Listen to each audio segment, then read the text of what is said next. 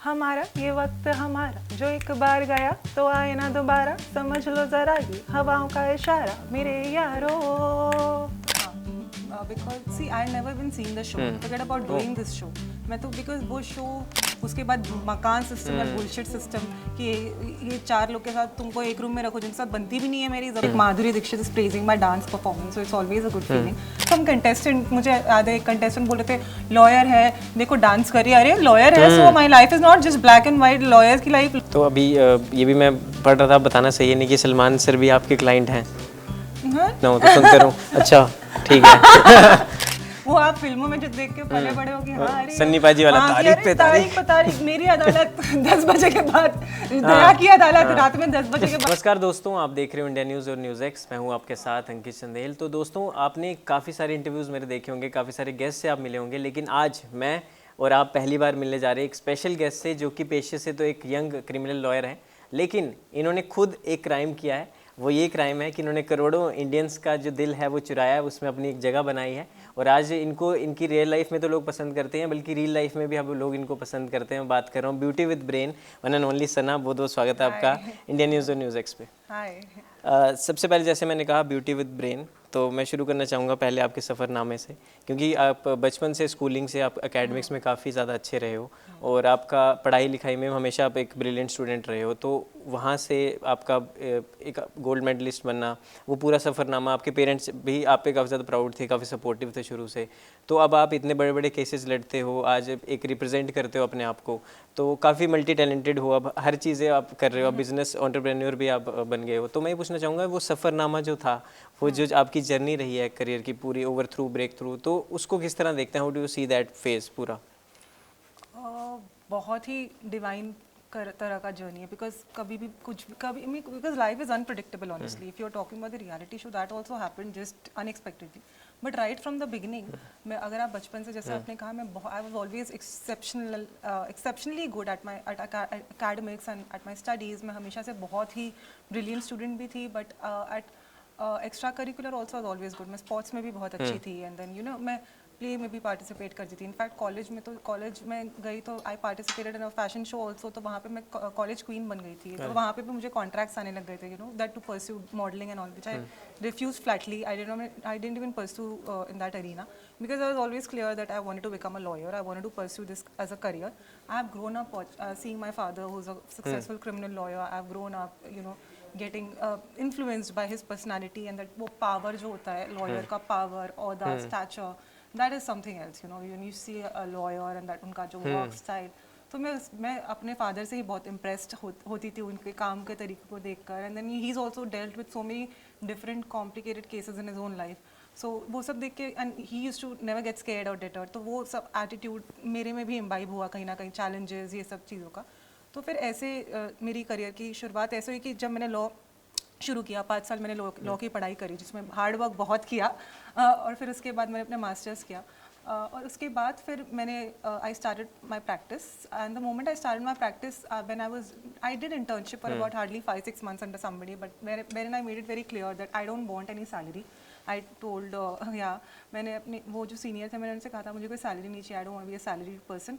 I mean I was there to learn, and then I said कि मुझे मेरा खुद का पे चेक या मेरा खुद का first pay cheque I would want on my own merit, on the basis of my own victory in my first case. That's how I actually wanted to start my journey, and that's how it actually started. जब मैंने within 5 or 6 months I started my own individual practice, because मुझे बहुत लंबा किसी के साथ जुड़े नहीं रहना था। मैं आज़ाद पंछी हूँ, मैं उड़ना चाहती थी खुद से। I wanted to discover my own journey, कि मैं गिरूंगी भी तो इट्स ओके, गिरूंगी उठूंगी, but somehow I'll figure it out on my own. That's how I was always. So I never sought any help from my father also. I just started out on my own. I decided to pursue my career in my that thing was the most challenging part of my life, that in the beginning, that phase where you actually learn, मतलब जहाँ लोग काफ़ी time तक, in my especially in this profession 5-6 साल तो लोग किसी के अंडर काम करते हैं. So when I started out on my own, so I used to people used to tell me, and there were opinions that why you even doing pursuing criminal law as a career, because of course it's not for girls, and this is not, I mean, you will not be taken seriously, they might just take you frivolously. So I said no, I've been raised by my parents in such a way that I was never differentiated. मेरे भाई और मुझ में कभी कोई मेरे parents ने कुछ कभी डिफरेंशिएट नहीं किया. I have been brought up with that mentality that girls are also equally in fact girls are according to me, in fact in certain situations girls are better at handling situations. They have वो empathy, वो जो case समझने की, and you know of course that meticulous research study और ये सब जो होता है challenges take on करना, it has nothing to do with gender or Obviously, I mean yes. obviously, but yes challenges को face करना और वो नो criminals का deal करना, वो चीज़ों का वो चीज़ों के लिए लोग people were apprehensive, but I was pretty confident that I had that attitude and I am capable enough to handle it. So it has nothing to do with gender. If ultimately I always believe that life is just 10%, I mean 10% is what happens to you. Life is 90% how you react to it. You know, your Yeah, attitude yes. ultimately and the way you handle things is how. I see challenges, adversities. You're always subjected to hardship, and there are a lot of challenges, not just in this profession. No matter where you, what field, whatever field you or walk of life you choose, there will be challenges. But ultimately, your capability to handle things and the way you deal with things is ultimately where you actually, you know, you embrace these challenges or situation and you come out victorious. बिल्कुल. और You say no, the diamond is built under pressure. That's how you pressure, and then आप diamond की तरह उभरते भी हो. बिल्कुल. और आप भी उभरे हैं जो थ्रू आउट आपकी जर्नी आप रही. अभी आप जब बता रहे थे कि द इंटर्नशिप फेज़ और अब आप खुद की फर्म खोलने जा रहे हैं, तो उसके बारे में थोड़ा सा मैं SRK उसका नाम है, पहले तो मेरे को SRK भी आपके क्लाइंट तो नहीं बन गए, लेकिन हाँ SRK इज़ आपका नया फर्म का जो नाम है. खुद का हाँ बिल्कुल बिल्कुल. तो SRK हाँ नहीं बिल्कुल, क्योंकि आप पहले भी उनसे एसोसिएट रहे हैं, उस केस में भी आपका इन्वॉल्वमेंट है, तो मैं भी ये पूछना चाहता हूँ कि इस जो आपका नया फर्म खुल रहा है कब खुलेगा, इसका थोड़ा सा इसके बारे में बताइए. तो मैं I have bought an office जहाँ पे इंटीरियर का काम चल रहा है, वहाँ पे सब काम चल रहा है और अभी यू नो वहाँ पे everything is under construction right now. मेरा I am working on my website also. तो the beauty about this firm is that it is not just restricted to criminal law, because how I am famous and well known as a criminal lawyer because of the sensationalized cases that I have done and that has caught media attention on a larger scale. But it's not just that I'm not only a criminal lawyer. Of course, I deal with different branches of law, and I have my expertise in different branches of law also. I handle civil also, I handle property cases also, I handle you know the contracts, trading, trademark, NCLT, arbitration. So this is what the beauty of my firm. It's like a boutique legal firm, all under one roof. It will deal with several branches of law, different branches, सब will be covered under the same roof. तो ऐसा नहीं है कि सिर्फ criminal है, हम diversifying वो सारे ब्रांचेस ऑफ लॉ है, तो जो है जैसा है सब कुछ अंडर वन रूफ मिलेगा. मतलब सर्वगुण संपन्न. हाँ करेक्ट. तो क्लाइंटेल हाँ उस हिसाब से डाइवर्सिफाइड है. तो अभी that I mean a lot of work is going into it right now. तो वो सब चल रहा है and by July hopefully I launched the firm. तो कॉन्ग्रेचुलेशंस फॉर दैट. अब मैं आना चाहूँगा एक आपके बिग बॉस की जर्नी पे. पहले तो ये अप्रोच कि कैसे अप्रोच उन्होंने आपको किया और आपने हाँ कैसे की, वो भी एक सरप्राइजिंग रहा होगा आपके जो भी चाहने वाले, क्योंकि कहीं ना कहीं आप जो काम कर रहे थे वो बिल्कुल डिफरेंट है बिग बॉस की जर्नी से. और ये पूछना चाहूँगा क्या क्या बिग बॉस से लर्निंग्स आपको मिली हैं, क्या क्या आपने अंदर घर के अंदर जाके सीखा, किस तरह का पूरा अंदर का घर था आपके लिए, नया एक्सपीरियंस था ऑब्वियसली, लाइफ में एक नया पहला रियलिटी शो आप कर रहे थे. हाँ because see I never been seen the show, forget about doing this show. मैं तो बिकॉज वो शो की ऑडियंस बहुत अलग है एंड मैं एज अ ह्यूमन बीइंग बहुत अलग हूँ. And you are also from non filmy background and all. Absolutely. मैं तो थोड़ा इंटेलेक्चुअल साइड मेरा ज़्यादा, मैं ज़्यादा ऐसी चीज़ें ज़्यादा देखती हूँ, कंज्यूम करूँगी, करती हूँ जो मेरे फील्ड से रिलेटेड हो या कुछ नॉलेज से रिलेटेड हो, way you grow in terms of knowledge. So आप कुछ ग्रो करो, सीखो. तो ये तो obviously it's a very different platform, different show. यहाँ का कॉन्सेप्ट ही ऐसा है कि जाओ लड़ाई झगड़ा करो, एक दूसरे को नीचे गिराओ, ये करो और ऐसे करके आगे बढ़ो. तो obviously that show is completely different from my personality. मतलब but yes I am the kind who is the जो अगर कोई मुझसे मेस करने की कोशिश करता है तो मैं छोड़ती भी नहीं हूँ. मैं भिड़ती हूँ. हाँ मैं भिड़ जाती हूँ. अगर मुझे मैं कैसी हूँ, मैं सामने से कभी किसी को ना कुछ बोलूँगी ना छेड़ूंगी. मैं कोई मुझे छेड़ना आएगा तो मैं छोड़ती नहीं हूँ. एंड देन आई इंश्योर कि वो इंसान को मैं ऑन द स्पॉट मैं इतना सुना दूंगी ना कि that person will just shut up. That's how I am. Of course, I mean, as a lawyer also मेरे में एक गुण तो है ही कि मतलब बोलने में तो माहिर था होगी. तो वो तो and I was already famous as a lawyer. I was मतलब मैं हमेशा से मेरी खुद के रिलेटेड कोई कंट्रोवर्सी माशाल्लाह से नहीं रही है, बट मेरे केसेस में बहुत कंट्रोवर्शियल केसेस तो हैंडल करती थी. somehow I was offered the show and then I was of course initially I was a bit apprehensive. I said no also because मेरे केसेस बाहर इतने it clashed, मतलब मेरे डेट्स भी. बट फिर मैंने सोचा I was not going into the show with the intention to win. तो मुझे पता था 15 हफ्ता तो मुझे रहना नहीं है. मुझे तो बस मैंने सोचा कि at least for an experience I can go, I can just see what happens inside, because मैंने सुना बहुत है शो के बारे में बचपन से. तो मैंने सोचा let's just go and see and then just take the experience within a week और two, I just come back to my practice and then that's how. And मैंने अपना अरेंजमेंट भी करके गई थी अपनी फर्म का सब कुछ, but the moment I stepped in and then फिर ऑब्वियसली मैं काफ़ी लंबा टिक गई और मैं बहुत लंबा रह गई ना। Every week when I was getting save, तो मैं मेरे माइंड में एक्चुअली केसेस का थोड़ा स्ट्रेस रहता था कि बाहर क्या हो रहा है ये वो, because you are completely cut off from the outside world and you are not aware and then you have no concept of time, nothing in amongst a bunch of strangers.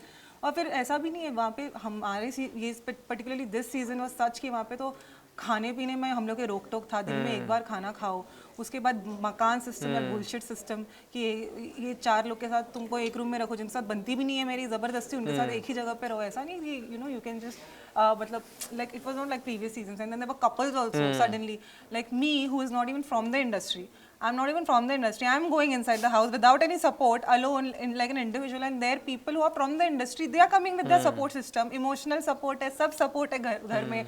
उसके साथ imagine with that also surviving. हाँ, and they have vote bank, they have followers, but still surviving for that long. Me, that too, I was not even part of any group. लोग चाहते थे कि मैं ये group में आ जाऊँ, वो group में आ जाऊँ, क्योंकि मैं strong हूँ as a personality. सबको पता था. One versus all.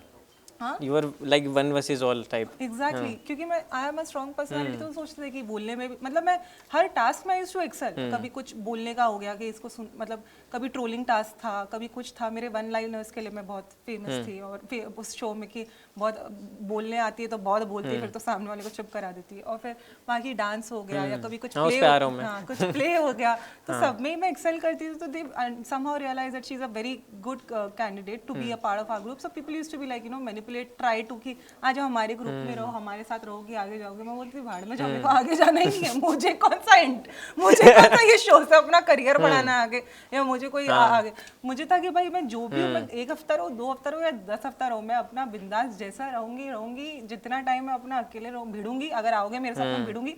बाकी मेरे को लंबा नहीं रहना, बाहर बहुत काम है मेरे पास. मेरे को बाहर बहुत कुछ देखना है. ऐसा नहीं कि मैं ऐसे ही आ गई हूँ, बाहर बहुत कुछ देखने को है.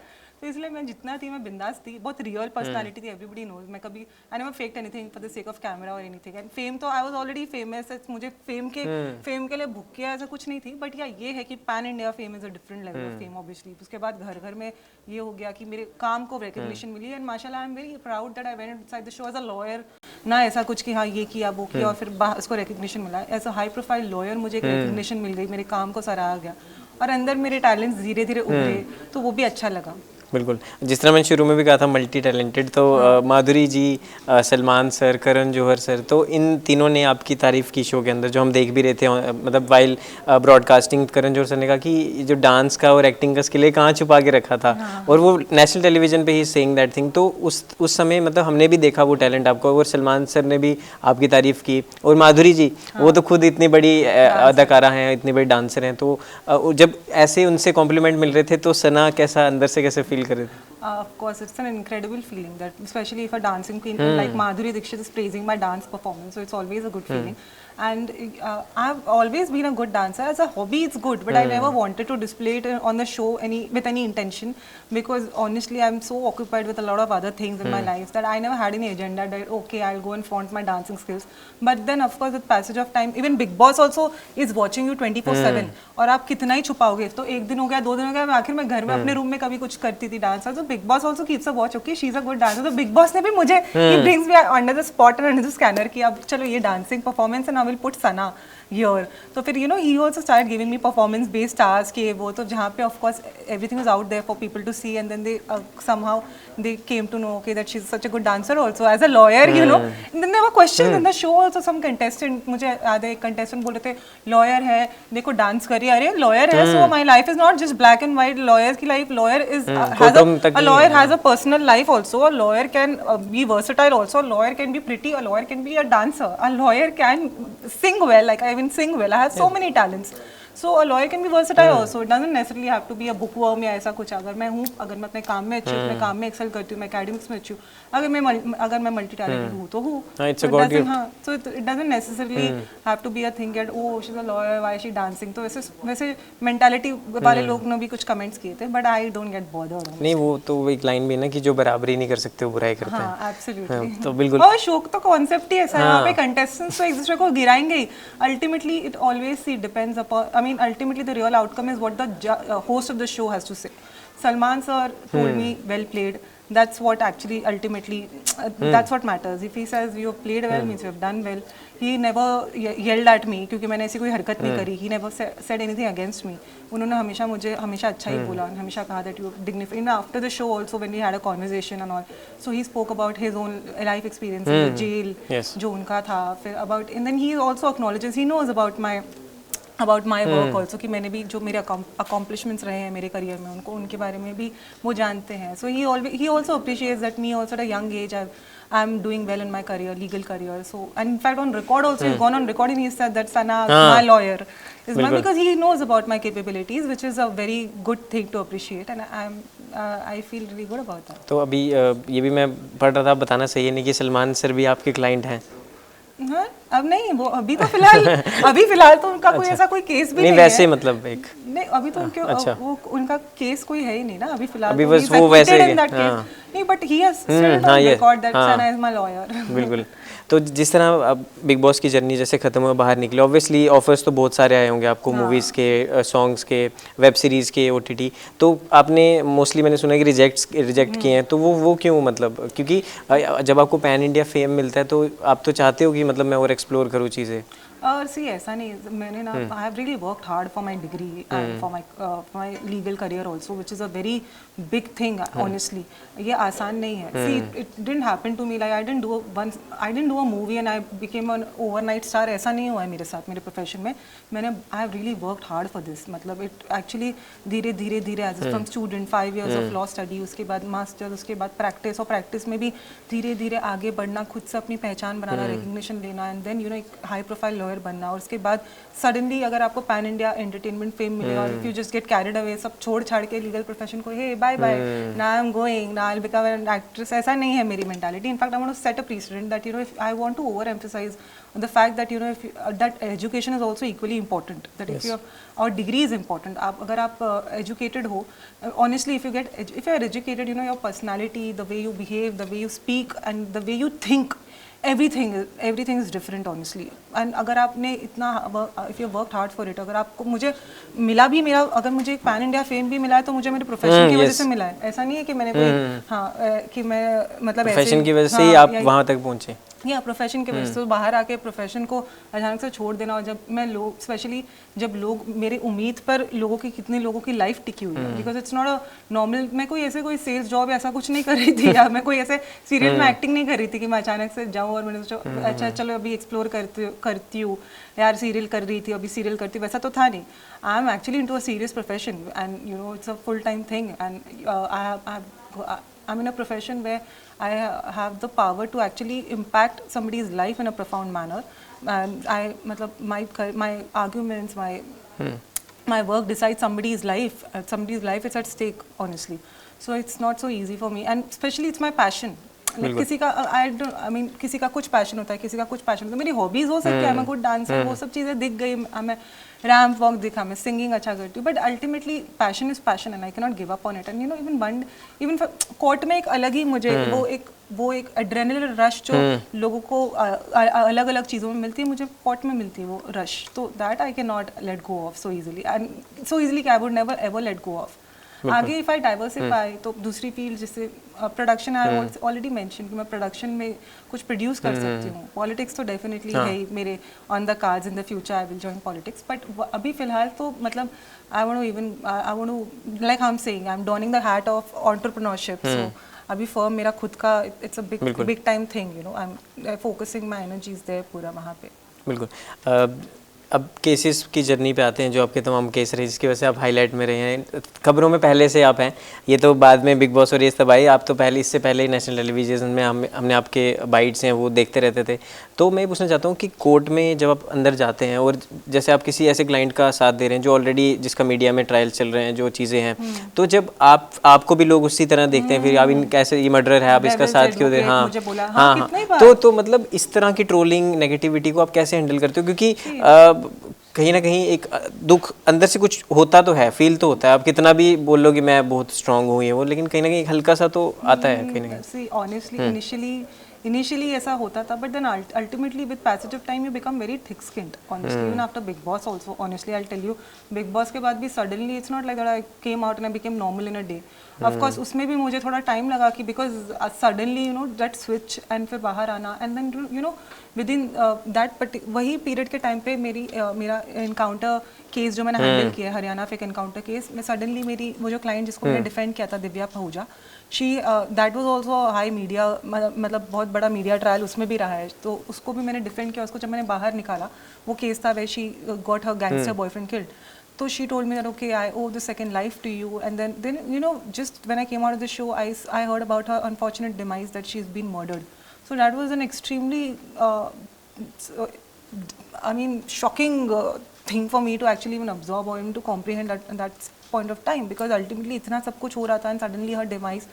So it took me a while to actually even understand that okay, this is something that has happened, it's a part and parcel of your life. Because when I was handling this case also, I was subjected to threats over the call that don't handle this case, just withdraw, आप हट जाओ वरना अपनी जान गवा बैठोगे. But I never got bothered, because that would be the last thing to actually even deter me from going forth in any case, because that's how I am as a human. When I took law as when I decided to take up law as a profession, and when I decided to actually move ahead in the career, I was aware that these would be the challenges that actually I'll be facing, you know, time and again. I would never get deterred, or I will never get bogged down, especially by the threats. So definitely not, because ultimately I always feel that जो भी है आपको बहुत strong headed रह के आगे चलना है. ट्रोल्स का तो ये है कि see ultimately I always say I mean they're not going to come and pay your bills. They can do is they can just sit there like faceless people, वहाँ पे बैठ के और सिर्फ बोल सकते हैं. ब्रेड बटर के लिए कुछ भी, ब्रेड बटर भी नहीं, कितने लोगों के पास तो काम धंधा ही नहीं है, इसीलिए तो उनको कोई ब्रेड बटर है ही नहीं, कोई काम धंधा है ही नहीं, इसलिए वो बैठ के ट्रोल कर सकते हैं दूसरों को. मेरा मानना ये है कि अगर कोई इंसान एम्बिशियस है अपनी लाइफ में, अगर उसको अपनी लाइफ में कुछ अचीव करना है, so that person will never bother about what the other person is doing. वो इंसान अपने गोल को देख के अपने ही गोल की तरफ बढ़ेगा, उसको कोई फर्क नहीं पड़ता कोई अच्छा कर रहा है बुरा कर रहा है. वो बैठ के दूसरों पे कमेंट्स तो नहीं करेगा, चाहे वो मेरा ये मानना है डेफिनेटली नेगेटिव तो कभी नहीं करेगा. सो जो लूजर्स है वो बैठ के ट्रोलिंग करेंगे, और if you can never get bogged down, और you can never get demotivated by a loser's opinion. Ultimately, especially for me, I believe that you have, you know, that 5 most important. You have to analyze in your head that okay, these are the most 5 important people in my life. इनकी opinion से मुझे फ़र्क पड़ता है. अगर ये मुझे बोलेंगे, कल को क्रिटिसाइज करेंगे तो कंस्ट्रक्टिवली करेंगे, जिससे मैं ग्रो होंगी लाइफ में. तो इनकी ओपिनियन से फ़र्क पड़ता है. ये मेरे लिए सच में टाइम पे खड़े रहेंगे, मेरे डिफिकल्ट सिचुएशन में ये ही आएंगे मेरे लिए, और मेरे अच्छी सिचुएशन में भी मैं अपनी हैप्पीनेस इनके साथ ही शेयर करूँगी. तो ये है जो मेरे लिए मैटर करते हैं. बीट 5 और 10 मोस्ट इंपॉर्टेंट पीपल. इसके अलावा बाकी दुनिया क्या बोल रही है या क्या सोच रही है, उससे आपको फ़र्क नहीं पड़ना चाहिए, because they are not going to come to pay your bills. They are not actually going to come and be there for you in your difficult times. Ultimately, so why would you even be bothered about what they think or what they do? वो लोग कहीं कोई बैठ के कुछ सोच रहा है तुम्हारे बारे में, उससे मेरी लाइफ में क्या फ़र्क पड़ने वाला है. अल्टीमेटली मुझे मेरी लाइफ की सिचुएशंस खुद ही हैंडल करना है, मुझे खुद ही अपनी सब प्रॉब्लम से डील करना है, या मुझे खुद ही अपनी challenges को जो मैं encounter कर रही हूँ, I have to embrace these challenges as challenges, and I have to come out victorious, and that nobody is actually going to come there to support me if especially these trollers, ये लोग तो आने वाले हैं नहीं हमें मतलब कभी जिंदगी में, तो हम लोगों को इनके ओपिनियन से फ़र्क ही नहीं पड़ना चाहिए. भाड़ में जैसे सोचना है सोचो. अल्टीमेटली अपनी लाइफ में जैसे आगे बढ़ना है तुमको बढ़ते जाओ, और ऐसे ही this is what your my approach is, like a Buddhist approach actually. नहीं बिल्कुल. और मैं ये भी बोलना चाहूँगा कि आप बिजनेस तो अभी कर ही रहे हो, तो मेरा एक आपको सुझाव है कि आप ना एक यूट्यूब चैनल खोल लो, और मोटिवेशनल, मैं सच में मतलब जो मैं मेरा मन कर रहा है सुनते रहो जो आप बोल रहे हो, तो मतलब एक मोटिवेशनल स्पीकर भी आप सेशन देना शुरू कर दो साथ साथ. हाँ अभी करती हूँ मैं. बस इन चीज़ों से बहुत ऑक्यूपाइड हूँ, ये सब चीज़ें. नहीं सच में मतलब मज़ा आ रहा है बात करने में, मतलब ऐसे लगा खत्म ही ना हो तो सुनते रहो. अच्छा ठीक है. मतलब एक मज़ा आ रहा है मतलब रियली. और क्योंकि हमारा प्रोफेशन जर्नलिज्म में भी जो आप थ्रेट वाली बात करो, तो ये हमारा कॉमन है, इसमें भी आपको पता है. हाँ क्योंकि अगर कोई क्राइम बीट कवर कर रहा है, कुछ कर रहा है, तो उसको आता है थ्रेट की ये वाली न्यूज़ हटा दो या ये कर दो. तो ये आप प्रैक्टिकल बात सही कह रहे हो. तो अभी एक और केस आप कर रहे हैं पुणे बीहेडिंग केस, तो उसको लेके मैं जानना चाहता हूँ कि उस के बारे में थोड़ा बताइए ऑडियंस को. वो अभी रिसेंट केस मैंने हैंडल किया. वो केस तो ऐसा है कि मतलब जब मेरे पास अभी आया तो ही वाज ऑलरेडी कन्विक्टेड, उन्हें सज़ा लग चुकी है, लाइफ सेंटेंस उनका ट्रायल कोर्ट में उन्हें सज़ा लग चुकी है. उनके ऊपर इल्ज़ाम ये है कि उन्होंने किसी का सर काट दिया. तो जब ये केस मेरे पास आया तो ऑब्वियसली आई वाज थिंकिंग कि ये केस मैं लूँ या नहीं, तो I told him that let me first go through the case chargesheet, and when I went through the case तो अगेन मैंने उसमें फोरेंसिक डाइसेक्ट किया, मैंने बहुत सारे एविडेंस निकाले और फिर मैंने जब प्रिपेयर किया अपने हिसाब से अपनी पूरी मेडिकल स्टडी के बेसिस पे काम, और फिर उसके बाद I put forth certain points in my argument that you know जो the weapon which was found actually after about 4 days, that some sattu which he allegedly used, that is found after 4 days in a water up to knee level, and after 4 days that weapon is still blood stained. How is that even possible? It's still blood stained if you find it in water after 4 days, and then uske baad that blood also does not match with that of the deceased. So then that argument, and again apart from that also how I pointed out that post-mortem report also showed that injuries were fresh and 4 days pehle ki jabki kaha ja raha hai that he was murdered. So a lot of points I pointed out and ultimately unka sentence was suspended. तो and then वो रिहा हुए जबकि उन्हें conviction लगा था. तो you know ऐसी सब जो छोटी छोटी चीज़ें हैं जो लूप होल कहीं रह जाते हैं, कहीं चूक जाते हैं, तो उस वजह से किसी की लाइफ पे इफेक्ट पड़ सकता है. वो इंसान इतने टाइम से अंदर था और उस पर उसे सज़ा भी दे दी गई थी कि लाइफ की, कि तुम मर्डरर हो, तुमने किसी का सर काटा है. तो ऐसे केसेस जब मेरे पास आते हैं ऑनेस्टली, तो जब मैं भी सुनती हूँ, इसलिए मैं बहुत प्रैक्टिकल हूँ लाइफ में. आपने देखा बिग बॉस शो में भी मैं कभी शो में रोई नहीं. दूसरे रोते थे, दूसरे आके फर्स्ट वीक में सब शुरू हो गया था, सबका रोना धोना शुरू हुआ, सबने बोला अभी मैं तो जा रही हूँ, मुझे शो छोड़ के जाना है, मुझे घर जाना है. मैंने कभी ये सब नहीं किया क्योंकि मेरे लिए ये सब बहुत नॉर्मल. मैं बाहर जो चीज़ें देखती हूँ ना, जो चीज़ें मैं देखती हूँ, मेरे लिए तो घर में सब बचकाना चीज़ें मुझे बचकानी लगती थी. मैं सोचती लोग अंडे के लिए लड़ रहे हैं, अच्छा ऐसा भी होता है, अंडों के लिए भी लोग लड़ते हैं, अच्छा ऐसा भी होता है, कोई दूध के लिए लड़ रहा है, कोई खाने के लिए लड़ रहा है. मैं सोचती अच्छा ऐसा भी होता है. बाहर तो बाकी चीजें खत्म होगी जो दुनिया में दूसरी, अरे दुनिया मतलब दुनिया में ऐसा भी होता है. तो मुझे मैं थोड़ा ना मजे भी लेती थी वहाँ पे जाके. मैं तो एक्सपीरियंस के लिए गई थी तो मैं मजे लेती थी. जीडीपी कितनी है वो नहीं, अंडा यार मेरा एक ट्रे रह गया, अंडा दो मुझे, तो मैं मजे लेती थी. अच्छा ऐसा हो रहा है, मैं डिफरेंट पर्सनालिटीज को देख रही थी, तो मैं भी सोचती अच्छा एक्सपीरियंस है मेरा. बाहर तो मैं कैसे लड़ती हूँ, यहाँ पे अंडों के लिए लड़ाई हो रही है, यहाँ पे रूम के लिए, बेड के लिए लड़ाई होती थी फर्स्ट वीक में, किसी की बेड के लिए. तो सोचती अच्छा ऐसी बचकानी चीजें भी थोड़ा एक्सपीरियंस करना चाहिए. पर बाहर जब मैं ऐसे चीजें देख के आई हूँ, तो अंदर मैं ऐसी चीजों से थोड़ी डिस्टर्ब होने वाली हूँ. तो मैं आपने देखा मैं कभी रोई नहीं शो में, ना मैंने कभी कोई ड्रामा किया, मुझे घर जाना है ये वो. मुझे पता था जब तक हूँ मैं बिंदास हूँ और मैं अफेक्ट नहीं होती थी कुछ चीज़ों से, क्योंकि मैं बहुत मेंटली सच में माशाल्लाह स्ट्रांग हूँ. क्योंकि मैं ऐसी केसेस देखती हूँ. अभी मैं बाहर शो में आने से पहले बस 2 दिन पहले दैट UAPA केस ऑफ नाला सुपारा, वैभव राउत का, उसमें बॉम्ब वाला केस था. मैं वही सॉल्व करके ही मैं बस हाल ही में 2 दिन हुआ था और मैं ऐसे ही घुस गई. सुबह मैं कोर्ट में थी, arguing in my black coat in the court, and then in the evening I am in Bigg Boss house. That's how I am as a person. Imagine how bold one can be कि बिना सोचे समझे overnight I decided ठीक है मैं show करूंगी. मैंने बोला ओके हाँ, जबकि पहले मैं ना बोल रही थी. और फिर मेरे हाँ के वजह से किसी को होल्ड पे भी रख दिया गया था. ऐसा भी हुआ था कि मैंने हाँ बोल दिया तो सडनली फिर थोड़ा अप एंड डाउन हुआ. But when I went inside the show, तो फिर मैं घुस गई. तो मैंने सोचा चलो अब जब तक हूँ मैं रहूँगी, भिड़ूंगी, जो भी है, जब तक जैसा रहेगा वैसे रहूँगी. बिल्कुल. हाँ, तो वो एक्सपीरियंस भी एक अलग एक्सपीरियंस था. You know then you get enriched with these experiences also. Then you come across different personality. आपको पता चलता है कि आप अपने पेरेंट्स से दूर इतना टाइम तो मैं कभी नहीं रही हूँ. And amongst bunch of strangers, वो भी ऐसे अलग. हाँ, मैं तो कितने बार आपने देखा मैं चुप रह गई एक जगह कोने में, लेके मैं मजे ले रही हूँ. अच्छा ऐसा भी होता है, okay, this doesn't need my reaction. I don't want to dignify this with a response. I will just see and analyse. अच्छा ऐसा भी है. हाँ, दूर अच्छी हो तुम लोग करो, तुम कैमरे के लिए लड़ो ऐसे. बिल्कुल.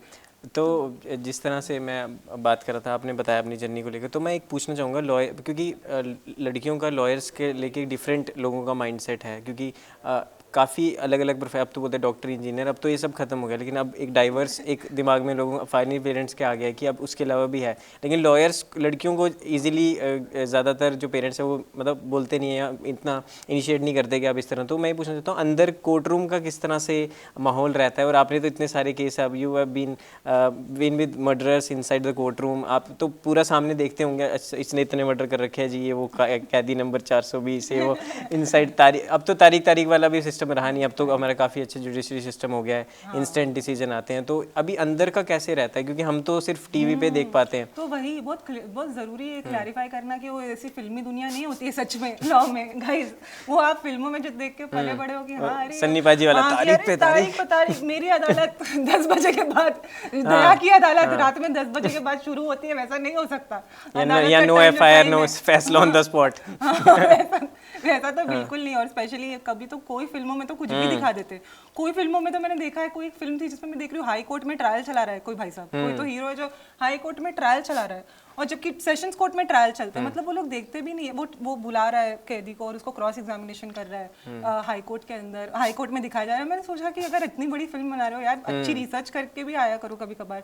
तो मतलब ये बहुत ज़रूरी है कि अगर आप प्रोजेक्शन दिखा रहे हो हमारे लीगल प्रोफेशन का या अदालत का, तो प्रॉपर रिसर्च करके आप अच्छी फिल्में बनाओ और दिखाओ। पर बिल्कुल फिल्मी तो नहीं होता, हाँ, लेकिन वो एड्रेनलिन रश तो मुझ में तो है कि मुझे मिलती है, because law is my passion. तो मुझे बहुत every day for me actually I feel like I am living my dream. When I wake up it's like okay, going to court is I am pursuing my dream.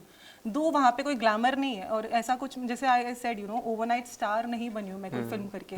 मैं धीरे धीरे मैंने अपने career से legal profession में से ही मुझे fame मिला है। तो वहाँ पे भी that that work to work tirelessly in the court and suddenly after that pan India fame also come back to court and then again continue to work tirelessly without getting carried away with the fame, और या फिर वहीं पे घुस के वहीं पे पीछे भागना। All these things are not easy, but I am doing it because law is my passion honestly.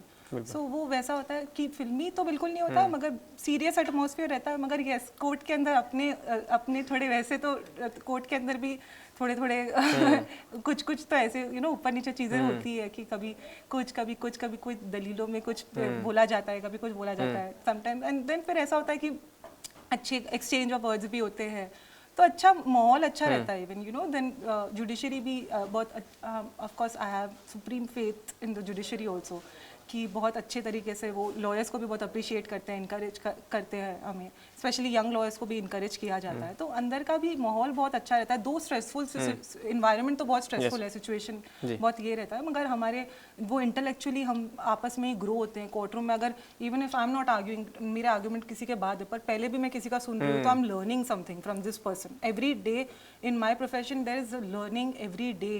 I तो will say that till the age of 90 also there's a scope of learning in this profession. The more you learn, the more you grow. And that knowledge is like how you know, मतलब knowledge को कोई replace नहीं कर सकता honestly, and in law there is no end of it. मतलब जितना आप सीखो, जितना हर रोज़ सीखने के लिए कुछ है, एंड हर रोज़ ग्रो करने के लिए कुछ, और उससे फिर आप एक अलग ही लेवल की थिंकिंग होती है आपकी। मतलब लीगल प्रोफेशन, मतलब मुझे वो जो पावर, जो मैं बचपन से, जैसे मैंने कहा मैं अपने फादर को देखती थी, वो पावर, वो स्टैचर, तो वो चीज़ एक प्रोफेशन के साथ आता है। फिर बाद में आपको प्रोफेशन के साथ जैसे जैसे आप नॉलेज में ग्रो करते हो, आप एवरी डे, आप कोर्ट में डे इन डे आउट, आपको खुद की, आपको फिल्म के एंटरटेनमेंट की जरूरत ही नहीं है लाइफ में। आप जब रियल लाइफ एंटरटेनमेंट आप देखो, case is also every day you are dealing with action है, सस्पेंस है, मिस्ट्री है, थ्रिल है, एक्चुअली मर्डर है, और रियल लाइफ है। This is real life, not even real actually. In fact there is this case where जहाँ पे बहुत पब्लिक बायस और ओपिनियन था against even me handling this case, because see I will tell you honestly, जब मैं राम जेठमलानी के बारे में सुन के मैं बहुत बड़ी हुई हूँ, उनके बारे में मैं उनसे भी बहुत इंस्पायर हुई हूँ। राम जेठमलानी के बारे में मैं इतना जानती हूँ कि whatever cases used to handle used to always get judged by those cases, always कि हाँ ये जैसे जेसिका लाल केस हो गया, तो he used to be always termed as devil's advocate, ये सब कहा जाता था। तो वो मैंने भी ऑफ कोर्स मैं इंस्पायर्ड तो हुई हूँ। तो मेरे भी करियर में बहुत यंग एज में मुझे ऐसे केसेस मिलने लगे जहाँ मेरे अगेंस्ट भी जजमेंट पास होते थे, हुए कि okay she defends these criminals and devil's advocate, like especially in this one case where one guy who was allegedly accused of killing his girlfriend, cutting his girlfriend into pieces. I defended him and I got him out by putting forth pivotal facts before the court that the woman who is the bones which are found are, I mean जो bones मिले, वो bones के आज तक उसके DNA मतलब भी नहीं मैच हुए with the, कभी एफर्ट भी नहीं लिया गया to even see that the DNA of the bones, whether they match with that of the first hair of the family of the deceased. So how can you say that these bones are of that of the deceased? ये भी आप कैसे बोल सकते हो कि ये वही गर्लफ्रेंड के bones है जिनको कट किया गया? So this could be a case of corpus delicti. How can you even say that these are those bones? या ये आज तक ये भी प्रूव नहीं हो रहा है कि इन्होंने उसको मारा भी है कि नहीं. So why is he languishing? He is behind the bars since 1.5 years. Why is his life at stake? आप क्यों ये क्या वो बाहर वो कल को एक्विटल होगा तो will you be able to restore his number of years? वैसे मीडिया बायस, मीडिया परसेप्शन जैसे आपने बोला, मुझे तो हर बार डील करना पड़ता है बिकॉज ऐसे केसेस जैसे Indrani, when I was a student तब ये केस उछाला जाता था मीडिया में. मैं एक स्टूडेंट थी, लॉ स्टूडेंट, तो मैं भी देखती तो मैं भी सोचती हाँ शायद किया होगा क्योंकि मैं भी इंसान हूँ, मैं भी शायद मीडिया से बायस, ऑफकोर्स मीडिया पब्लिक ओपिनियन तो फॉर्म होती है, तो तब मैं खुद एक स्टूडेंट थी. तो मैं खुद भी मेरी थिंकिंग इतनी इवॉल्व जो हो जाती है after you become a lawyer, when you start practicing in court, that's a different experience all together. So when me as a kid, I was thinking like as a student, okay, this could be a probability. But once I became a lawyer, and then when she approached me to take up her case, so even I was initially I was saying I told her, I'm not going to take up your case until I go through the papers. Let me go through the papers. Let me see whether I can actually take up your case or so. ऐसा नहीं कि उन्होंने approach किया तो मैंने बोला हाँ.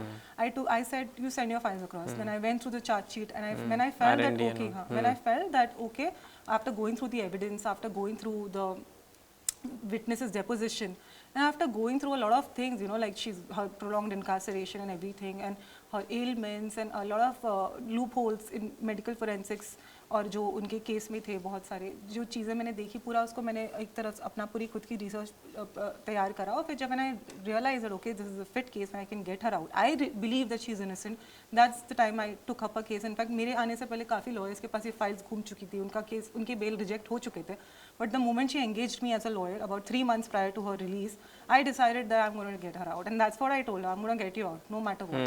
And she told me, you get me out, and when you get me out, you come and receive me personally. That's what I want from you. So I said okay, and then I got her out. I went to Supreme Court.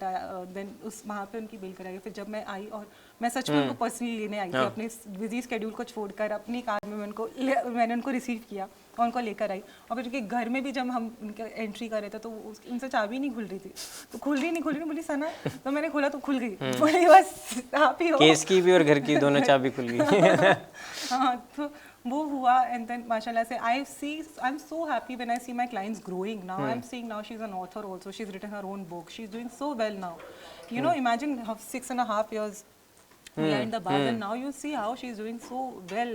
Now she's written her own book, and she's writing another book, and you know, I feel so happy that now she's leading a beautiful life. So बिल्कुल. that's और important. मैंने पहले बोलते थे कि doctors को फरिश्ता कहा जाता है, अब लॉयर्स को भी फरिश्ते का एक रूप है, क्योंकि अब नहीं actually lawyers खुद अपने आप में किसी की life, I am also saving somebody's life only. In fact, I am giving them another life. ऐसे ही और लॉयर्स हमें चाहिए. हमें मतलब मैं चाहता हूँ कि अभी कितना कुछ जानने को मिला, क्योंकि पहली बार मतलब I am interviewing a lawyer, और काफ़ी कुछ आपसे सीखने को मिला, और इंस्पायरिंग भी है आपकी जर्नी, और हर एक केस आपका एक इंस्पायरिंग है. क्योंकि जो भी आपको अगर बडिंग कोई लॉयर भी देख रहा है जो आपके जैसा बनना चाहता है, क्योंकि आप भी एक एग्जाम्पल सेट कर रहे हैं कहीं ना कहीं, तो एक अच्छा काम आप कर रहे हैं, मतलब खुदा का काम भी कह सकते हैं इसको. क्योंकि कहीं ना कहीं आज भी मैं 70% जो रेप केसेस होते हैं वो फेक होते हैं. Absolutely. इनफैक्ट आजकल तो बहुत कॉमन हो गया है कि गर्लफ्रेंड बॉयफ्रेंड है, अफेयर है, बहुत लंबे टाइम से अफेयर चल रहा है, जैसे अफेयर रिलेशनशिप सार हुआ इमीडिएटली अरे रेप केस फाइल करो. ऐसा इतना कॉमन हो गया है. जब ऐसे केसेस मेरे पास आते हैं तो आई तो like vehemently take up the case for the guy, and I because you can't see misuse law. Our law, Indian law is women oriented. I mean I believe I know that, and it's a good thing, but then you don't misuse the law and don't use law as a tool to misuse the judiciary. Because you know 498A जैसा आप देख लो, dowry cases, how so easily these sections are misused left right center. कुछ हुआ नहीं, अनबन हुआ नहीं पति पत्नी में, अरे इस पे 498 लगा दो, अरे कुछ हुआ नहीं डोमेस्टिक वायलेंस लगा दो, अरे this is not how marriages work. और ये भी है कि बीच में जब जैसे कोई लड़की का रेप हुआ है तो उसके लिए एक आपके इमोशंस हैं कुछ, और किसी लड़के का हो गया तो वो तो लोग हंसे, पुलिस वाले और कई सारे हंसते कह रहे हैं अबे कहाँ रेप क्या होता है, लड़कों को क्या कौन सा रेप होता है ये वो. तो ये अब जाके चीज़ें आ रही हैं, अब जाके उठ रही हैं, जब सोशल मीडिया की पावर है, सब कुछ है, तो अब जाके किसी इस पर भी एक प्रकाश डाला जा रहा है. नहीं तो पहले तो इस तरह के केस तो ऑलरेडी दब जाते थे आने से पहले ही कोर्ट में.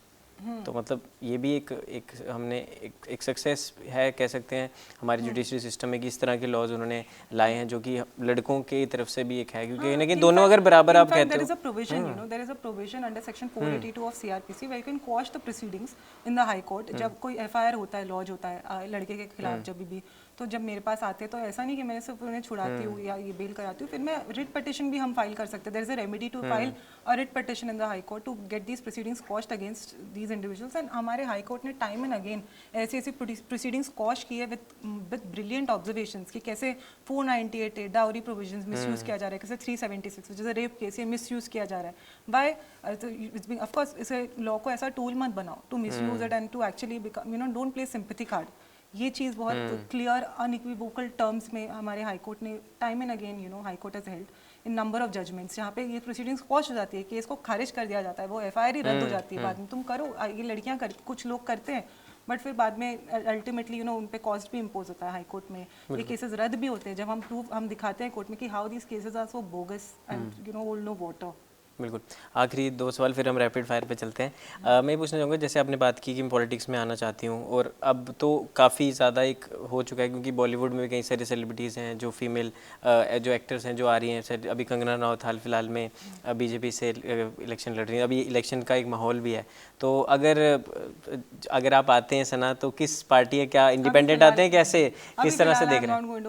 अभी उस पर मैं कुछ कमेंट नहीं करना चाहूँगी बिकॉज अभी फिलहाल तो profession is my career, profession is my priority. तो अभी मैं ये इस चीज़ से लेके कोई कमेंट नहीं करना चाहूँगी। पार्टी ये वो सब चीज़ फ्यूचर में जब मैं ज्वाइन करूँगी तो हाँ यू विल नो दैट, आपको दिख जाएगा।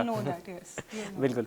आखिरी मेरा ये सवाल है कि आप थोड़ा अपकमिंग प्रोजेक्ट्स के बारे में और अपकमिंग जो आपके करने वाले हैं, आप लेके आने वाले, उसके बारे में एक बार ऑडियंस को बता दीजिए। मेरा जो ऑब्वियसली मेरा जो SRK लॉ फर्म है जो मैं लॉन्च कर रही हूँ, my initial is Sana Rais Khan, so please don't get confused. It is my legal firm. The beauty about that firm is that it deals with several branches of law. It's not just limited to criminal law, guys. I deal with several other branches of law, which also extends to property, real estate, NCLT, RERA, arbitration. So it will include it will include several other branches of law all under one roof. It's like a boutique legal firm. तो it's of course मैं चाह रही हूँ कि clientele के लिए comfort रहे सब कुछ एक ही साथ। तो now right now that work is under process. वो even my office is also undergoing the interior process, वहाँ पे भी इंटीरियर चल रहा है। सो इंशाल्लाह एवरीथिंग होपफुली सब कुछ अच्छे से हो जाए, and then I will be launching it properly in the month of July. So and I hope that with support of everybody, I hope that firm does well. बिल्कुल। अब रैपिड फायर करते हैं। इसमें है कि 2 मिनट 20 क्वेश्चंस, तो अब आपके ऊपर है कितना आप तेज़ इसको करेंगे, ठीक है? तो पहला क्वेश्चन ये है, the first thing you do as soon as you wake up. I brush my teeth. Okay, ठीक है। ये थोड़ा सा कि आपके प्रोफेशनल इससे हट के है, आप आंसर करना चाहे तो बताओ। At what age you start dating? I'm not going to answer that. Okay, ठीक है। तो ये अभी थोड़ा कॉमन क्वेश्चन है कि ब्रेक डाउन योर आउटफिट, मतलब क्या भी आज अपने क्या ब्रांड पहना है, क्या पहन के आज कितने क्या ब्रांड पहना है आपने? ये शूज लुई विटॉन का है, ओके। ये ज़ारा का है, वॉच रोलेक्स की है। अब प्राइस मैं नहीं बताऊंगी, करोड़ों की बैट रखी है वहाँ पे खुद। ठीक है। If not lawyer then what? अभी तो एंटरप्रेन्योर तो मैं बन ही रही हूँ। I am donning that hat of entrepreneurship, so of course business woman which I am already transforming into. If not lawyer then I mean I don't know, because I don't see anything else. I told you I am living my dream, law is my passion, so I can't think anything beyond, but of course I am multi talented, so I have several other options also open. अगर नहीं होता तो मैं कुछ ना कुछ में तो मैं जुगाड़ कर ही लेती। बिल्कुल। पहला केस आपका कौन सा था और क्या था, आपको याद होगा तो? हाँ, पहला केस भी मेरा मर्डर केस ही था। मोस्ट इम्पॉर्टेंटली वो भी मतलब बहुत कॉम्प्लिकेटेड मर्डर केस था, और वो भी सबसे फर्स्ट ही था। तो ऐसा नहीं है, बट एफर्ट मतलब with a lot of hard work and persistence I managed to get a positive order in that case in the very beginning of my career also. So mashallah say that, and in fact that was also a very high profile case. So उससे भी मतलब उसके बाद फिर वो word of mouth से भी बहुत आगे गए। Okay. Lowest moment of your life, यानी लो की moment of your life?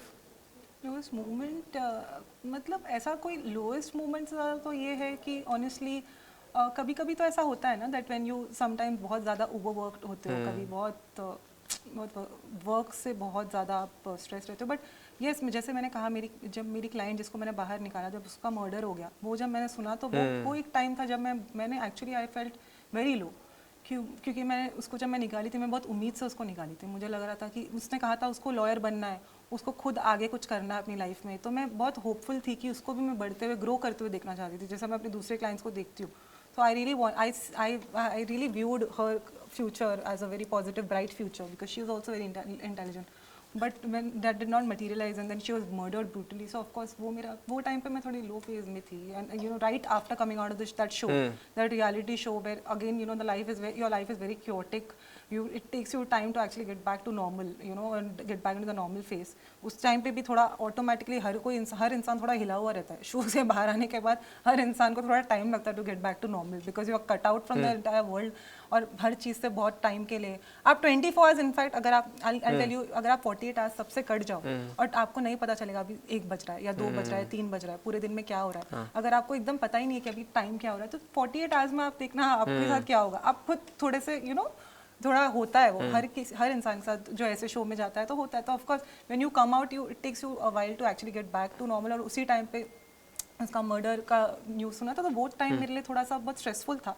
But I know then I realize that no matter what, it's a part and parcel. वो डेस्टिनी भी होती है, और अल्टीमेटली ये है कि मतलब then you grow with these experiences. ये सब मैं देखकर मैं सीख रही हूँ, मैं और आगे बढ़ रही हूँ. मुझे पता है लाइफ में पता नहीं आगे और क्या क्या देखने को मिलेगा. मतलब ये सब तो फिर होता ही है मेरे प्रोफेशन में, तो I will get to see a lot of things, lot of such things. बिल्कुल. फर्स्ट पे चेक कितने का मिला था याद? ठीक है, ये कैसा सवाल है. मतलब याद हो फर्स्ट पेमेंट की, पहली कमाई लाइफ की? बहुत अच्छा पेमेंट था ये मैं बोल सकती हूँ. अच्छा, ठीक है, पहला ही मतलब. Okay. Last person you DM'd? DM'd on Instagram. you know the beauty about me is I'll say it, I don't use Insta honestly, and इसलिए मेरी लाइफ तो इतनी ज़्यादा सॉर्टेड है. अच्छा. क्योंकि मैं इंस्टा पे एक्टिव ही नहीं हूँ. मतलब I have an Insta account, पर जो मुझे पोस्ट करना रहता है person who handles it, social media manager है. हाँ वो दे पोस्ट, बट अल्टीमेटली बिकॉज वहाँ पे इतना क्योटिक ये वो बाकी, मुझे तो मेरा काम ऐसा है I have to concentrate on my work, application of mind रहता है, तो I am not really that active on Insta. मैं इतना ज़्यादा टाइम वहाँ पे ना देती हूँ, ना स्पेंड करती हूँ, ना वेस्ट करती हूँ. So even for the budding lawyers and for the students also, please guys, so that should be inspiring you. पढ़ाई लिखाई पे ध्यान दो, सोशल मीडिया पे टाइम मत वेस्ट करो. For those people who are using social media as a platform to grow their business constructively, that's a different thing. But for us lawyers, social media से इतना हम लोग को कुछ लेना देना नहीं है. हम लोग को पढ़ना है लिखना हम लोग को अल्टीमेटली. तो मैं इतना ज़्यादा टाइम वहाँ पे वेस्ट नहीं करती हूँ डीएम में. हाँ, WhatsApp if you tell me, so the last WhatsApp was to my best friend. Okay. Shriram. Okay. Anything you bad at? Anything you bad at? Bad at? Bad at? Bad. That तो मतलब I have not discovered any such thing. Being fake? हाँ, being fake, absolutely. Yes, see, you're so brilliant. I don't need to think about that. But I can't be fake. Okay. ये मेरा मतलब favourite question है, मैंने बनाया है कि what is your वाह पापा मोमेंट ऑफ योर लाइफ? वाह पापा? हाँ, मतलब आपने बोला हो, मतलब अपने आप में बैठ के कि वाह पापा क्या लाइफ है, वैसे सोच के रात को 2 बजे अकेले बैठ के, मतलब कि मतलब कुछ करा है मैंने यार लाइफ में ऐसा. पता है किसी एक मोमेंट को या कोई चीज़ को ना क्रेडिट देना भी it would be really very मतलब अनफेयर. ऐसे सेवरल मोमेंट्स होते हैं. ऐसा एक मोमेंट को मुझे कोई याद नहीं, बट सेवरल मोमेंट्स और सेवरल यू नो, क्योंकि I don't believe in only one thing at a time. ऐसा नहीं कि एक चीज़ एक मोमेंट हो, एक सक्सेस से आप कैरिड अवे नहीं हो सकते हो. For me it should be a continuous evolving process, because मेरे लिए ऐसा है कि मेरी लाइफ ऐसा है कि एक केस हुआ, एक केस में अचीव किया, तो ये नहीं कि खत्म, देन नेक्स्ट केस, उसके बाद नेक्स्ट मतलब then you have to keep moving next. In fact मैं ऐसी हूँ कि मैंने बिग बॉस का शो भी किया, आज तक मैंने कोई एपिसोड भी नहीं देखे अपने. मतलब I am blessed to be so busy also in life to not even get the time to watch it. But फिर मैं निकलने के बाद मेरा ऐसा एटीट्यूड था कि अब हो गया खत्म, अब next just get back into your work, get back to practice, and then next. That's how it should be. So एक पर्टिकुलर चीज़ को बोलना, हर एक मोमेंट ही मतलब हर एक मोमेंट नहीं, but several moments, honestly not one particular moment नहीं, but several ऐसे मोमेंट्स मेरी लाइफ में आए जहाँ मुझे ऐसा लगा कि वाओ, मतलब nice Sana, you did it. बिल्कुल. अगला क्वेश्चन ये है कि 2 AM friend of yours? 2 AM friend of mine, yes, he is also lawyer. 2 AM friend, हाँ, एंड बाकी माई ब्रदर ऑल्सो. पहली गाड़ी या पहली कोई भी आपने व्हीकल अपनी कमाई से खरीदा हो, कौन सा था? मर्सिडीज. पहली जो मेरी कार मैंने अपनी अर्निंग से, जो भी है, मैं इनफैक्ट मैं सब चीज़ अपनी अर्निंग से ही करती हूँ. I never seek my father's help for anything. In fact even I started my own practice also on my own, everything on my own without seeking his help. तो ऐसा नहीं है कि मेरे प्रोफेशन में कोई नेपोटिज्म नहीं हुआ है मेरे साथ. मेरा सब कुछ मैंने खुद अपने ही, मैं नहीं हूँ, मैंने सब चीज़ अपने खुद के दम पे किया है. और यहाँ पे तो ऐसा होता भी नहीं है कि किसी के रिकमेंडेशन से कुछ मिल जाए. मेरे प्रोफेशन में ऐसा नहीं होता है. मेरे प्रोफेशन में काम के बेसिस पर, ऑर्डर के बेसिस पे मिलता है काम. तो वो चीज़ है. What is your favourite go to fashion item? Fashion item मतलब क्या पहन के, मतलब कि ये मेरा फेवरेट है, ये तो मैं कभी भी पहन के जा सकती हूँ. कोई फैशन सनग्लासेस लाइक दैट? मतलब होल जो भी आप बताना चाहो, मतलब आउटफिट. आउटफिट और एक्सेसरीज लाइक व्हाट? आउटफिट कोई भी जो भी आपको लगता हो पूरा। मतलब sunglasses honestly if you wear तो ऐसा है कि आप कभी भी जैसे भी मूड और सन ग्लासेस पहन लिया फेस ज़्यादा छुप ही जाता है, दिखता नहीं है ज़्यादा। एंड यूजुअली हाँ, और मैं बूट्स और शूज़, स्पोर्ट्स शूज़ मैं बहुत पहनती हूँ। मैं कंफर्टेबल शूज़ मैं ज़्यादा पहनती हूँ। मैं आप मुझे स्टिलेटोज़ में ज़्यादा नहीं देखोगे, मैं ज़्यादा कंफर्टेबल शूज़ इसमें मैं ज़्यादा बिलीव करती हूँ। आज भी शूज ही हाँ, स्पोर्ट्स शूज़। और बाकी ड्रेसेस तो मुझे गाउन्स या ऐसे हाँ फ्लोई ये सब चीज़ें, मतलब बहुत टाइट में मैं थोड़ी अनकंफर्टेबल हो जाती हूँ कि यूजुअली मैं कोट में भी वाइट, हम लोग के वाइट एंड ब्लैक अटायर रहता है, तो वाइट गाउन्स या वाइट वाइट फॉर्मल्स जो भी रहता है, बहुत फ्लोई और बहुत कंफर्टेबल लूज सा वैसे। खुद को एंटरटेन कैसे करती हैं सना? हाँ, अपने आप मिरर के सामने कभी कभी खुद ही डांस करती हूँ मैं। Sing, I am a very good singer, so I sing also and I feel very soothing, that soothing. सुना दो 2 लाइनें अब तो। 2 लाइन ना सर? नहीं 4 सुना दो। अच्छा। मतलब ऐसी लाइन, मैं सिर्फ 2-3 लाइन ऐसे। हाँ, जो आपका फेवरेट कुछ गाना हो कुछ हो। ओके।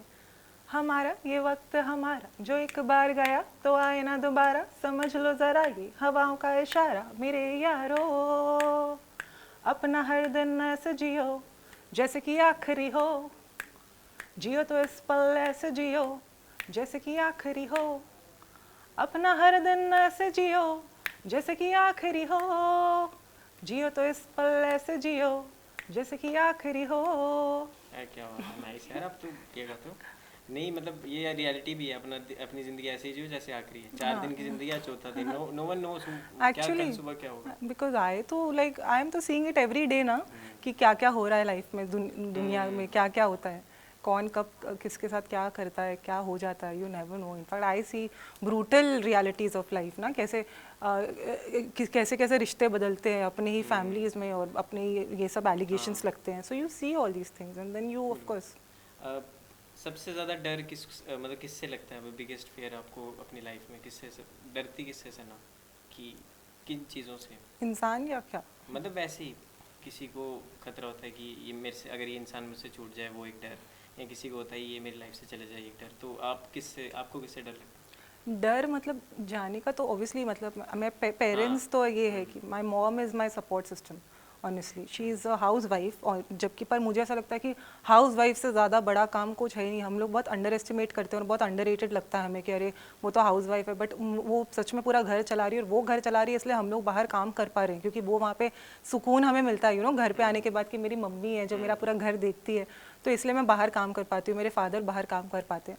तो ऑलवेज वो तो अंडररेटेड रहता ही है। बट मेरे हिसाब से तो हम जो वर्किंग वुमेन होती है, मतलब आई रियली रिस्पेक्ट हाउस वाइफ्स also equally, in fact far more, because they are able to pull it off. It's not easy guys, मतलब सब लोगों को लगता है हाउस वाइफ है, अरे नहीं, ईजी नहीं है हाउस वाइफ बनना, वो भी बहुत डिफिकल्ट है। वो अगर आप वो भी बोलो, हाँ घर को घर बनाते हैं बोलो, तो वो ऑफ कोर्स ये तो है ही। पर डर, जैसे डर मेरे मतलब मैं अपने फादर से डरती बहुत हूँ बचपन से ही, बहुत डरती हूँ मैं, क्योंकि वो खुद लॉयर है, बहुत स्ट्रिक्ट रहे वो, पर कंजर्वेटिव नहीं है माशाल्लाह। If you see I am from a modern family, तो वो कंजर्वेटिव तो नहीं है, बट लेकिन वो एजुकेशन को बहुत हमेशा एम्फेसाइज करते हैं। उनका हमेशा था कि जो भी है, you don't need a degree to just fall back on. लोग कभी कभी बोलते हैं ना, अरे डिग्री लेते हो to fall back on, you need a degree so that you actually utilize it efficiently in your life.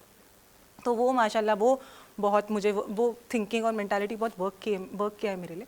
तो फादर से मुझे बहुत डर लगता है कि मैं अभी भी आज तक अभी ऐसा होता है कि मैं उनसे एकदम directly eye to eye contact करके बात नहीं करती हूँ। अभी भी फ़ोन आता है, मेरे फ्रेंड्स देखते हैं ना, मैं कहीं हूँ, फ़ोन आता तो मैं देख के सडनली उठ जाती हूँ, बोलते अरे बाजू में नहीं है, he is just calling you, पर मैं उठ जाती हूँ खड़ी होकर कि अच्छा पापा है। तो ऐसे वो डर मुझे है, हाँ, out of respect, that fear is there.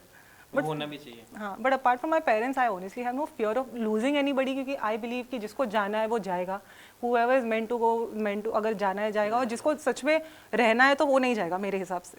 Because हाँ, नो मैटर व्हाट सी, सबके लाइफ में अप्स लो मोमेंट हर किसी के लाइफ में आता है, हर कोई कभी अप डाउन तो चलता रहता है।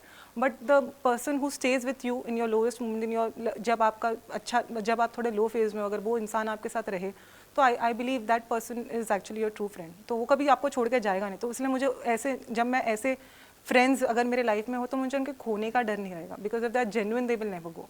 बिल्कुल। तो बहुत अच्छा रहा ये रैपिड फायर का पूरा सेगमेंट और thank you so much Sana. Thank you. बहुत अच्छा लगा आपसे बात करके Thank और you. काफ़ी लोग सीखेंगे, इंस्पायर होंगे आपकी जर्नी से, आपकी जो स्टोरीज रही हैं और जो बातें आप जिस तरह करती हैं, जो मैं पर वो मेरा याद रखना। हाँ, अभी मैं पॉडकास्ट शुरू करूंगी, पहले पहले बिजनेस सेट हो जाने दो, फिर पॉडकास्ट शुरू करूंगी। तो मेरे को क्रेडिट देना आइडिया का। बिल्कुल बिल्कुल क्रेडिट आपको, और आपको भी बुलाऊंगी मैं अपने हाँ ठीक है, पॉडकास्ट मैं में। आ जाऊँगा। तो दोस्तों हमारे साथ थे सना रईस खान, हमारे साथ थे, बहुत बहुत अच्छा लगा आपसे बात करके। लास्ट में एक फैंस के लिए मैसेज जाते जाते। मैसेज, हाँ, जो आपको प्यार करते हैं। हाँ, thanks guys for always being there and loving me so much, and honestly I feel कि मतलब मैं इतना ज़्यादा आउट देयर नहीं हूँ, मैं हर रोज़ ये नहीं कर live पाती नहीं हूँ, हाँ मैं हर रोज़ ज़्यादा लाइव नहीं आती हूँ, ना मैं ज़्यादा कुछ वीडियोस अपलोड कर पाती हूँ, ना मैं कुछ रील्स या ये सब नहीं बनाने का मेरे पास टाइम नहीं है, and it's not like I am just all out there on day to day basis. आप मुझे मेरे पिक्चर्स भी मैं अपलोड ज़्यादा नहीं करती हूँ, आई नो कि मैं हूँ क्योंकि मेरा काम ऐसा है जो वर्क इतना डिमांडिंग है कि मैं ज़्यादा इतना नहीं मैं टाइम निकाल पाती हूँ, पर फिर भी वो those who are actually there, those who are actually मतलब still I mean those are my genuine well wishers and admirers, they I hope they understand that I have a life जहाँ पे मेरे प्रोफेशनल कमिटमेंट्स और professional जो time जो demand करता है, मैं वहाँ पे ज़्यादा एफर्ट डाल रही हूँ एंड फोकस कर रही हूँ, and hopefully guys just pray for me इंशाल्लाह कि मेरा firm it works well, my firm grows और मेरा फर्म अच्छी तरह से मैं अपने फर्म में और फर्म को और ग्रो कर पाऊँ, और ये SRK legal will become a global.